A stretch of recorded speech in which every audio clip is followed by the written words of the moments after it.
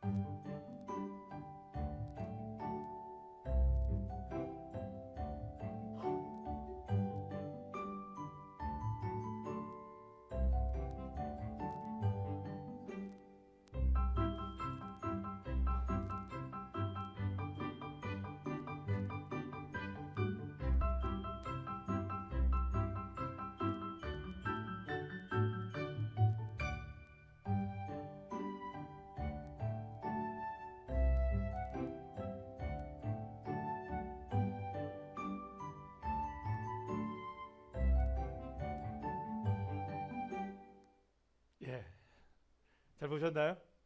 예, 이 동영상을 보면은 이제 물론 뭐 여러 가지 의미를 담을 수 있겠지만 이 동영상을 통해서 제가 여러분들과 함께 나누고 싶은 내용은 바로 이겁니다. 처음에 아기가 태어나면 여러분들 울기만 합니다. 할 수 있는 게 뭐밖에 없을까요? 아기들은 으아 그래요. 태어나면 우리 아이들이 할 수 있는 게 우는 것밖에 없어요. 그래서 맨날 울어요, 그죠? 얘들아, 니들이 그랬단다. 그렇게 아이들이 울면서 자라다가 시간이 지나게 되면 그 울던 아이들도 이제 걷기 시작하고 말하기 시작하고 이렇게 아이들이 학교를 가게 되고 점점점 자라나서 어른이 되어져 가게 되죠. 사실 이렇게 한 아이가 자라나는 이 모든 과정은 너무나 사실 평범한 이야기 가운데 하나입니다. 오히려 여러분들 자라나지 않으면 이상한 거겠죠, 그죠? 예, 너무나 자라나는 것은 평범한 이야기고 우리의 삶의 일상적인 것이라고 볼 수 있습니다. 자, 그런데 믿음도 똑같아요. 어제보다 오늘이 더 좋은 믿음이 되어야 하고 오늘보다 내일이 훨씬 더 훌륭하고 견고한 믿음이 되어야 하는 것은 분명한 이치일 것입니다. 그래서 사도 바울이 뭐라고 고백하냐면 고린도전서 13장 11절에 우리 쉬운 성경의 말씀을 한번 읽어볼까요? 시작. 내가 어렸을 때는 말하는 것이 어린아이와 같고 생각하는 것이 어린아이와 같고 깨닫는 것이 어린아이와 같지만 어른이 되어서는 유치한 것들을 버렸습니다. 아멘. 오늘 이 자리에는 우리 어린 아이들도 있어요. 학생들도 있고 중고등부 친구들도 있고 청년들도 있고요. 어른들도 다 있습니다. 그런데 이미 장성한 어른들, 이미 장성한 어른들의 입장에서 본다면 이 청년들도 학생들도 아이들도 모두 다 뭘까요, 여러분들? 다 아이예요, 아이. 그렇게 보이시나요, 안 보이시나요? 자, 다시 한번. 여러분들은 어른들 맞죠? 여기 계신 분들. 어른들 한번 손 들어보세요. 내가 어른이라고 생각하시는 분들.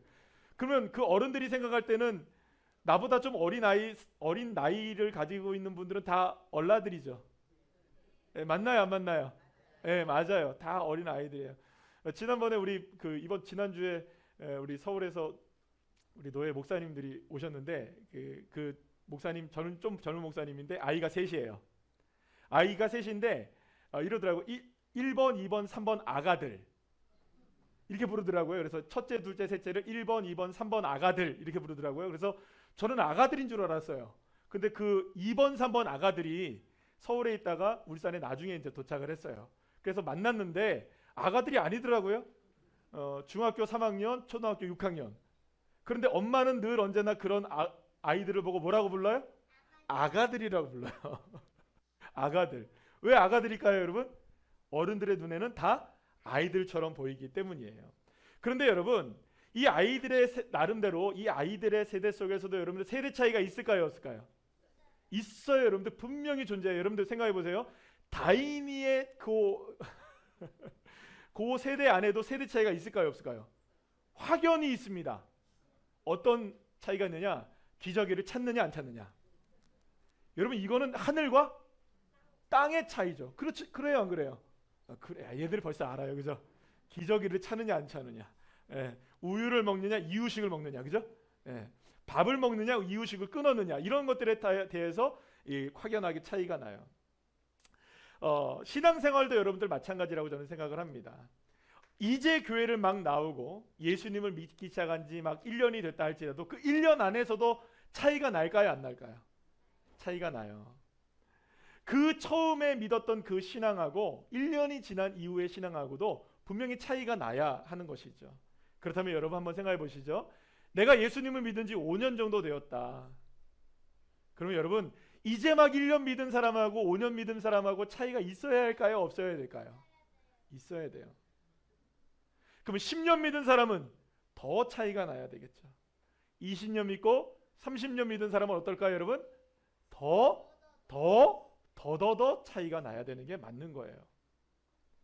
여러분, 그러니까 예수님을 믿고 나서도 그리스도인으로서 장성한 분량에 이르러야 하는데, 그럼 여러분들 한번 우리가 생각해 봐야 되겠죠? 그렇다면 우리는 정말로 그리스도인으로서의 장성한 분량에 이르고 있는가? 아니면 여전히 우리는 어린아이의 신앙에 머물러 있는가? 신앙의 연조는 1년이 지나고 5년이 지나고 10년이 지나고 20년이 지났는데 여전히 우리의 신앙은 자라나지 않고, 여러분 생각해 보세요. 우리 아이들, 방금 아까 전에 제가 말씀드린 것처럼 아기들에게도 수준이 있어요, 없어요? 기저귀를 찾느냐 뺐느냐. 근데 여전히 기저귀를 빼야 함에도 불구하고 기저귀를 차고 있다면 문제가 되는 거예요. 지난해 이제 우리가 다시 필리핀 의료 선교를 가게 될 텐데, 지난해 필리핀 의료 선교를 가서 어떤 어린 아이를 만났어요. 초등학생 아이였어요. 근데 초등학생 아이였는데 아니 이상하게 우유병을 들고 우유를 마시고 있는 거예요. 그래서 저는 저거 간식으로 먹는 거니 했어요. 근데 이걸 계속 물고 있는 거예요. 근데 알고 보니까 8살인가 그랬나요? 초등학교 1학년인가 그랬던 것 같아요. 근데 지금까지도 우유를 못 댄 거예요. 그 선생님이 상담을 하고 하면서 얘가 무슨 병이 있는 게 아니냐 물어봤더니 이 선생님이 뭐라고 얘기했냐면, 이 아이는 지금 어떤 병이 있다기보다 아이는 커요. 아이는 커요. 8살만 해요. 그런데 이 아이는 뭔가 이렇게 상담을 좀 받아봐야 될 것 같습니다. 이런 얘기를 좀 하더라고요. 그럼 여러분, 이게 정상은 아니죠? 8살이 됐는데도 여전히 우유병 하고 있으면 정상이 아니야. 우유병 되면 정상이냐 아니냐? 띡. 진상이래, 얘는 진상. 맞죠? 진상이죠, 진상. 진상 와, 와 진상. 야, 초등학교 2학년에게서 그 진상이라는 단어가 나온다는 거 참 대단한 언어 능력을 갖고 있다고 생각합니다. 잘 키우셨습니다. 자, 그래 여러분 이건 이상한 일일 수밖에 없는 거예요. 초등학교 1학년짜리가 여전히 우유병을 물고 있다면. 사도 바울은 빌립보서 1장 25절 말씀에서 뭐라고 얘기하느냐? 우리 다 같이 한번 읽어볼까요? 다 같이 한번 읽어볼까요? 시작. 내가 살 것과 너희 믿음의 진보와 기쁨을 위하여 너희 무리와 함께 거할 이것을 확실히 아노니. 아멘. 사도 바울에 관한 이야기를 좀 하도록 하겠습니다. 사도 바울이 로마의 감옥에서 빌립보 교회 성도들에게 보낸 편지가 우리가 함께 읽은 빌립보서입니다. 사도 바울은 빌립보 교회 성도들이 굉장히 어려운 상황 속에서도 믿음의 전진과 진보가 이루어지고 있다는 소식을 듣게 되어서 너무나 기뻐하고 감사한 마음을 이 편지를 써서 보내게 되었어요. 그래서 사도 바울은 이러한 빌립보 교회 성도들을 향해서 어떤 축복의 기도를 하게 되느냐? 우리 다 같이 한번 말씀 읽어볼까요? 우리 다 같이 빌립보서 1장 9절에서 11절입니다. 이렇게 사도 바울이 빌립보 교회 성도들을 향해 축복 기도합니다. 시작. 내가 기도하노라. 너희 사랑을 지식과 모든 총명으로 점점 더 풍성하게 하사 너희로 지극히 선한 것을 분별하며 또 진실하여 허물이 없이 그리스도의 날까지 이르고 예수 그리스도로 말미암아 의의 열매가 가득하여 하나님의 영광과 찬송이 되기를 원하노라. 아멘. 사도 바울은 믿음이 점점점 풍성해져가는 빌립보 교회 성도들의 모습이 너무나 자랑스러웠습니다. 하지만 빌립보 교회의 형편과 사정을 누구보다 잘 알고 있었던 바울은 이러한 빌립보 교회의 믿음의 전진과 진보가 결코 쉬운 일이 아니었다는 것을 누구보다 잘 알고 있었냐면 이 그 빌립보 교회 성도들만큼이나 잘 알고 있었던 거예요. 왜냐하면 당시 빌립보 교회는 우상으로 가득한 도시였고 그런 사회 속에서 예수 그리스도를 믿는다는 것은 결코 쉬운 일이 아니었기 때문이었다는 것을 너무나 이 사도 바울은 잘 알고 있었어요. 사도 바울은 유럽의 복음을 전하기 위해서 지금의 이제 튀르키예죠. 소아시아 지방, 아시아 지방이라는 곳을 떠나서 유럽으로 가려고 길을 떠나게 됩니다. 그리고 유럽의 첫 관문의 도시인 마게도냐라는 곳에 도착하게 되는데 그 마게도냐의 첫 성이 어디냐? 바로 빌립보였습니다. 빌립보에는 유대인들이 모이는 회당이 그 당시까지는 없었어요. 그래서 유대인들이 자연스럽게 회당이 없으면 예배를 드릴 장소가 없잖아요. 그러면 자연스럽게 어디로 모여들게 됐냐면 이게 이제 관습처럼 여겨졌던 거예요. 물가로 모이게 되어 있었어요. 이스라엘 백성들이. 그러면 물가에 모여서 유대인들끼리 모여서 그곳에서 예배를 드리곤 했거든요. 그래서 사도 바울과 실라가 이 빌립보에 도착을 해서 회당을 찾아보니까 회당이 없는 거예요. 그래서 회당이 없어서 그곳에 이제 물가를 찾아가게 되었는데 그 물가가 이제 가서 이제 딱 찾아보니까 어떤 한 여인을 발견하게 되었던 것이죠. 그 여인의 이름이 만약 누구냐? 루디아라는 여인이었어요. 따라합시다. 루디아. 루디아. 얘네들이 정말 말씀을 잘 들어요. 지금 자세가 막 이렇죠, 그죠? 그래도 얘네들이 하나도 놓치지 않고 잘 들어요, 애들이. 이뻐라. 자, 루디아라는 여인을 만나게 되고요. 그 루디아라는 여인이 그곳에서 예수님을 만나게 되고 그리고 또 거기서 세례를 받게 돼요. 그리고 루디아가 이 바울과 실라를 자신의 집으로 이끌어가게 되고요. 그래서 거기서 모든 집안 사람들이 다 예수를 믿게 되는 놀라운 역사가 있게 돼요. 그래서 이 루디아는요. 자신의 집을 기꺼이 이 교회로 사용하도록 허락을 하게 돼서요. 이 루디아 자주색 옷감 장사인 이 루디아의 집이 유럽의 최초의 개척교회가 되어지게 됩니다. 그래서 루디아의 집이 교회가 되어지는 그래서 빌립보의 첫 번째 교회가 되어지는 놀라운 역사가 일어나게 돼요. 그런데 이 빌립보에서 이제 사도 바울이 복음을 전하기 시작합니다. 거리를 지나가는데 어떤 여인이 막 쫓아오는 거예요. 근데 이 여인이 누구냐? 귀신이 들리고 점을 치는 여인이었는데 귀신이 들린 여인이었어요. 그러면서 이 여인이 쫓아오면서 막 사도 바울을 괴롭히는 거예요. 그래서 사도 바울이 너무나 괴롭혀서 이제 그 여인을 두고 기도를 해버립니다. 그랬더니 이 기도 때문에 이 여인이 어떻게 돼요? 귀신이 떠나가고 놀라운 치유가 일어났던 거예요. 할렐루야. 많은 사람들이 이 기적을 보고 놀라워합니다. 그런데 이 여인이 점을 치는 여인이었기 때문에 이 여인을 고용하여서 돈을 벌고 있었던 주인이 있었어요. 근데 이 주인은 이 여인 때문에 이 여인이 나음을 입자 생계가 없어진 거잖아요. 그렇죠? 점치는 게 사라진 거잖아요. 그래갖고 이 주인이, 점집 주인이 고소를 하게 됩니다. 총독에게. 그래서 사도 바울과 실라가 감옥에 갇히게 돼요. 감옥에 갇힌 그날 저녁 사도 바울과 실라는 그 감옥에서 하나님을 찬양하며 기도하기 시작합니다. 하나님께 너무나 멋지게 찬양을 했던 거예요. 막 주님 앞에 찬양을 했던 것이죠. 그런데 놀라운 일이 벌어진 거예요. 갑자기 옥터가 막 흔들리기 시작하더니, 지진이 난 것처럼 흔들리기 시작하더니 옥문이 다 열려지게 된 거예요. 죄수들이 다 풀려나게 된 거예요. 바울과 실라도 풀려나게 되었던 거죠. 그런데 그 장면 속에서 거기를 담당하고 있었던 간수가 나 이제 죽었다. 이건 다 탈옥해버렸으니 나 이제 큰일 났다 하면서 자결을 하려고 하다가, 스스로 목숨을 끊으려고 하다가 사도 바울이 가서 아니다. 우리 모두가 다 여기 있다. 너의 잘못이 아니다. 그래서 이제 그 간수가 예수를 믿게 되고 그 간수의 가족도 다 예수를 믿게 되면서 빌립보 이 도성에 예수의 물결이 확 밀려들기 시작합니다. 할렐루야. 이렇게 해서 빌립보라는 도시에 어마어마한 뭐랄까요, 기독교의 물결, 그리스도의 놀라운 물결들이 일어나게 돼서 복음의 역사가 일어나기 시작하고 교회가 세워지게 되는 놀라운 역사가 일어나게 되었던 거예요. 자, 그런데 이 사도 바울이 이런 빌립보 교회를 향해서 편지를 쓰고 있었던 이 당시의 상황은, 바울의 상황은 어떤 상황이었느냐? 바울이 로마의 감옥에 갇혀 있어서 아무것도 할 수 없었던 그런 상황 속에서 이 빌립보서를 썼던 거예요. 사도 바울은 어떻게 해서든지 로마의 복음을 전하기를 원했고 우여곡절 끝에 죄수의 신분이 되어서 로마에 도착하긴 했지만 도착하자마자 죄수였기 때문에 어디에 갇히는 거예요? 그렇지, 감옥에 갇히는 거예요. 죄수의 신분이었기 때문에 감옥에 갇히게 돼요. 바울은 하루나 이틀이면 사실은 감옥에서 풀려날 줄 알았어요.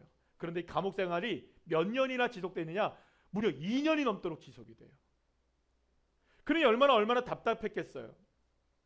자신의 미래는 더 불투명해져만 가기 시작했습니다.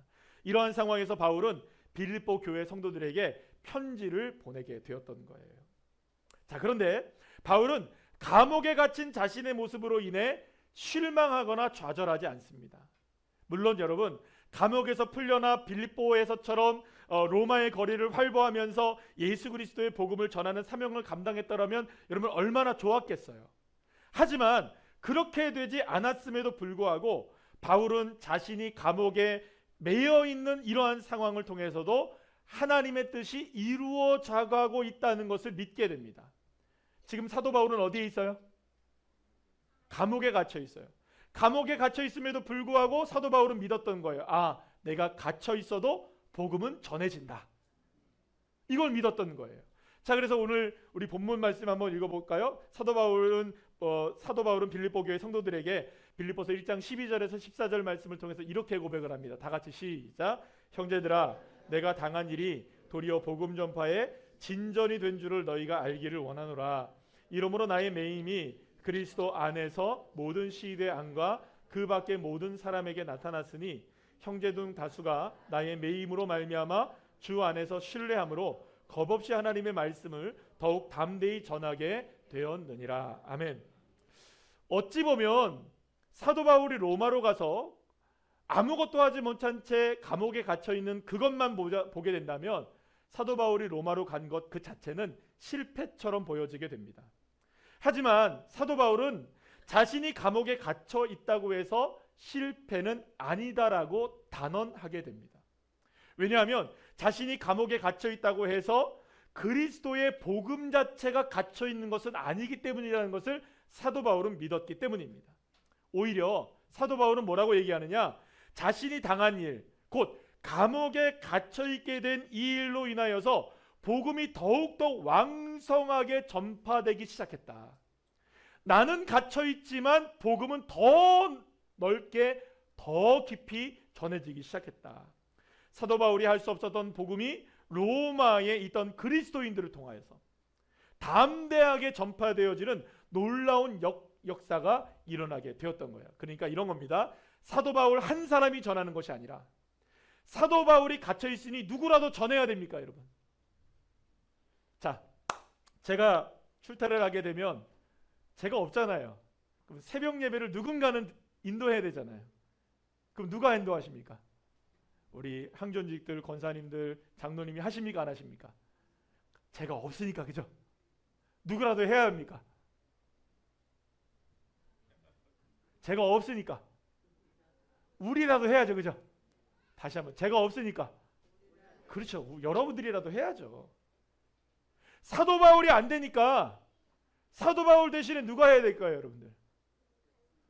다른 사람들이 해야 되는 거예요. 그러니까 결국엔 사도 바울은 갇혀 있으나 사도 바울 대신하여서 다른 그리스도인들이 더 열심으로 복음을 전하기 시작했던 거예요. 그러니까 여러분, 놀라운 일이 벌어지게 된 거죠. 한 사람이 복음을 전하는 것보다 수많은 사람들이 복음을 전하니까 더욱더 빨리, 더욱더 놀랍게. 그리고 여러분, 그런 거 있잖아요. 가르침을 받는 것보다 내가 가르칠 때 훨씬 더 내가 괜찮은 존재가 된다는 걸 아시죠? 예, 아십니까, 모르십니까? 예, 그래요. 내가 한번 해봐야 되는 거예요. 그래서 우리 권사님들, 안수집사님들이 새벽에 여기 예배를 드릴 때마다 조금씩 나아지나요? 안 나아지나요? 나아지세요. 예, 나아지세요. 이제 또 다가옵니다. 저도 휴가 가야 될 거 아니에요. 조금 있으면 여러분들 개봉박두, 또 우리 권사님들, 집사님들 또 시간이 다가오시니까 준비하시기를 바랍니다. 예. 아직까지 우리 집사님들 괜찮아요? 하고 싶으시면 저한테 얘기하세요. 이거 껴드릴게요. 거기 다시. 자, 그러니까 이런 거죠. 이러한 일을 겪으면서 사도 바울은 하나님께서 일하시는 방법을 깨닫게 되었던 것이었어요. 그것은 이겁니다. 매여 있으나 풀려 있으나 그것이 중요한 것이 아니라 그러한 어떠한 상황조차도 복음의 도구로 사용하시는 하나님의 능력이 모든 것을, 따라합시다, 모든 것을 합력하여 선을 이루신다. 할렐루야, 아멘. 그래서 여러분들, 사도 바울이 뭐라고 고백하냐면 오늘 빌립보서 1장 18절 말씀에서 다음과 같이 고백합니다. 다 같이 시작. 그러면 무엇이냐? 거칠애로 하나 참으로 하나 무슨 망도라든지 전파되는 것은 그리스도니 이로써 나는 기뻐하고 또한 기뻐하리라. 아멘. 사도 바울은 자신의 매임과 풀림과는 상관없이 예수님이 전파되고 있다는 사실에 대해서 너무나 기뻐하고 기뻐했던 거예요. 그러니까 진정한 기쁨은 풀려있기 때문에 기뻐할 수 있는 것도 아니고 매여있기 때문에 슬퍼할 일만도 아니라는 것을 사도 바울이 고백하고 있는 것이에요. 그러니까 이겁니다. 따라합시다. 진정한 기쁨은 매임이나 풀림과는 관계가 없다. 할렐루야. 기쁨을 누리는 데 있어서는요, 여러분, 우리가 생각할 때는 풀려 있어야 기쁘잖아요. 그런데 풀려 있든 매여 있든 하나님의 역사는 관계없이 이루어지기 때문에 하나님의 역사를 믿음으로 바라보는 사람에게는 매여 있어도 감사하고 기뻐할 수 있고 풀려 있어도 감사하고 기뻐할 수 있는 겁니다. 풀려 있다고 여러분들 우리가 매여 있다고 우리가 슬퍼할 만한 일도 아니고 뭐 풀려 있다고 해서 우리가 뭐 기뻐할 만한 일은 또 아니라는 거예요. 매여 있으나 풀려 있으나 풀려 있으나 매여 있으나 매 한 가지라는 거예요. 왜냐하면 하나님의 능력 앞에서는요. 여러분, 그래서 사도 바울이 오늘 보면 20절에서 21절 말씀을 통해서 다음과 같이 고백하는데 우리 한번 다 같이 한번 읽어볼까요? 시작. 나의 간절한 기대와 소망을 따라 아무 일에든지 부끄러워하지 아니하고 지금도 전과 같이 온전히 담대하여 살든지 죽든지 내 몸에서 그리스도가 존귀하게 되게 하려 하나니 이는 내게 사는 것이 그리스도니 죽는 것도 유익함이니라. 아멘. 사도 바울은요, 자신의 매임을 통해서도 역사하시는 주님의 역사하심을, 일하심을 바라보면서 자신이 살든지 죽든지 그것이 중요한 것이 아니라는 걸 깨닫게 되었던 것이에요. 오직 중요한 것은 살고 죽는 것이 아니고 매여 있고 풀려 있는 것이 아니라 내 삶을 통해 누가 존귀하게 되느냐, 예수 그리스도가 존귀하게 되는 것이 중요한 것이다. 그러니까 이런 겁니다. 만약에 사도 바울이 이런 거죠. 만약에 사도 바울이 풀려나서 복음을 전해서 하나님이 영광을 받으신다면 하나님께서 바울을 풀어주시겠죠? 맞죠? 그렇잖아요. 풀려나서 하나님이 영광을 받으신다면 하나님이 풀어주실까요? 안 풀어주실까? 그렇죠. 풀어주시지. 그러면 여러분 생각해 보세요. 하나님이 만약에 내어놓으셔서 영광을 받으신다면 매임을 통해서도 영광을 받을까요? 안 받으실까요? 받으시는 거예요. 그러면 여러분 중요한 거는 사도 바울이 매여있고 풀려있는 것이 아니라 어떤 상황이 어떻게 하나님께 영광을 돌릴 수 있느냐, 이게 중요한 것이죠. 그러면 진짜 중요한 건 뭘까요? 매여있으나 풀려있으나가 중요한 것이 아니라 나를 통하여 하나님의 영광이 드러나느냐. 따라합시다. 나를 통해 하나님의 영광이 드러나느냐. 야, 사랑하는 여러분, 그렇기 때문에 매여있게 하신 분도 주님이시면 감사한 일이 되는 것이고요, 풀려있게 하신 분도 주님이시면 감사하게 되는 것입니다. 그러니까 풀려있으나 매여있으나 모든 상황이 다 따라합시다. 하나님의 은혜입니다. 할렐루야. 자, 그렇다면 하나님은 바울을 풀려나실 수 있게 하실 수 있는 분일까요? 없는 분일까요? 하나님은요 얼마든지 사도 바울을 감옥에서 풀어내실 수 있는 분이세요. 여러분 믿으십니까?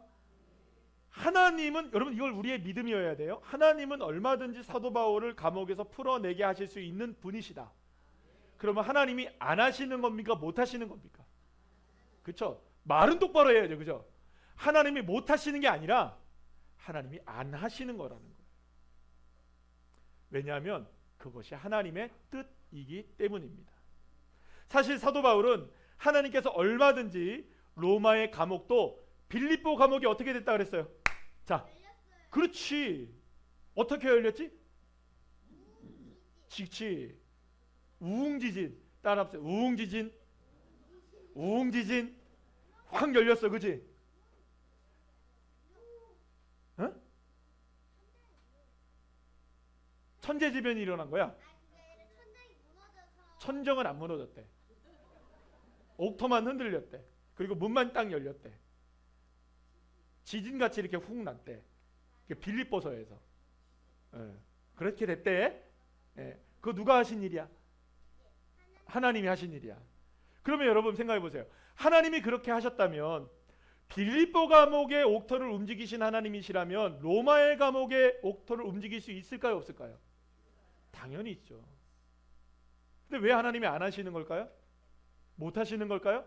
로마의 감옥은 훨씬 더 견고하고, 제가 가보니까 이번에 두 감옥을 다 가보니까 로마의 감옥이 좀 흔들리기가 어렵겠더만요. 보니까 이거는 좀 지하이기도 하고, 또 이렇게 외부에 있었던 그 감옥도 이게 보통 이게 견고하게 진 게 아니에요. 제가 보니까 로마가 건축술이 훨씬 나아요. 그리스보다. 그리스 관계자 계십니까 혹시? 보니까 빌립보의 감옥은 좀 허술하더라고. 보니까 무너지게 생겼더라고. 보니까 여러분 아무리 그렇다 할지라도 여러분들 주님이 여기는 좀 흔들려도 안 무너질 것 같다 그래서 하신 분이 아니고, 여기는 흔들어도 될 것 같다 이런 분이 아니시라는 거예요. 중요한 건 뭐냐면 얼마든지 하나님은 빌립보 감옥의 옥토를 흔들어서 바울을 꺼낼 수 있는 분이시라면 로마의 감옥의 옥토를 흔들어서라도 로마의 감옥에서 바울을 꺼내실 수 있는 분이세요. 그런데 여러분들 이거 아십니까? 사도 바울이 로마에 도착해서 단 한 번도 로마의 거리를 활보해 본 적이 없어요. 그저 그렇게 감옥에 갇혀 있다가 또 다시 잠깐 풀려나기도 했지만 다시 감옥에 갇혀서 결국에는 어떻게 되느냐? 감옥에서 순교를 해요. 그럼 여러분 한번 생각해 봅시다. 사도 바울은 성공한 걸까요? 실패한 걸까요? 사도 바울은 죄수의 신분으로 한 발자국도 나오지 못한 채 복음을 전해보지도 못했어요. 그러면 사역을 실패했을까요? 아니에요. 오히려 더 놀라운 복음의 진보가 로마에서 일어나게 되었던 것입니다. 그래서 사도 바울은요 빌립보 교회 성도들을 향해 믿음의 진보란 바로 이러한 믿음에까지 자라나는 것이라는 것을 알리고 싶었던 거예요. 그러면 어떤 진보냐? 처음에는 이런 믿음으로 가져가야 되겠죠? 여러분, 어린아이의 신앙이면 어떤 믿음이어야 할까요? 내가 갇혀 있어요. 그러면 하나님, 옥문을 열어주세요 하면은 움직여갖고 그래갖고 쫙 열려지는 게 어린아이의 믿음으로는 와, 하나님 우리가 기도하는 대로 이루어지는구나, 갇혀있으면 하나님 열려주시는구나 라는 것이 어린아이의 신앙이라면, 장성한 분량에 이르는 믿음에 자라나는 사람들에게는 하나님께서 나를 계속해서 매어지게 한다 할지라도 이 매임을 통해서도 누가 영광을 받으시는가? 하나님이 영광을 받으십니다. 내가 매어 있는 것으로도 하나님이 축복하시길 원하신다면 얼마든지 이 옥터를 열어주실 수 있지만, 주님이 옥터를 열지 않으시는 이유는 그건 주님의 뜻이기 때문입니다. 그러니 여러분, 자라나는 믿음은 어디에 있는 거예요? 하나님 풀어주세요. 안 풀어주면 삐져요.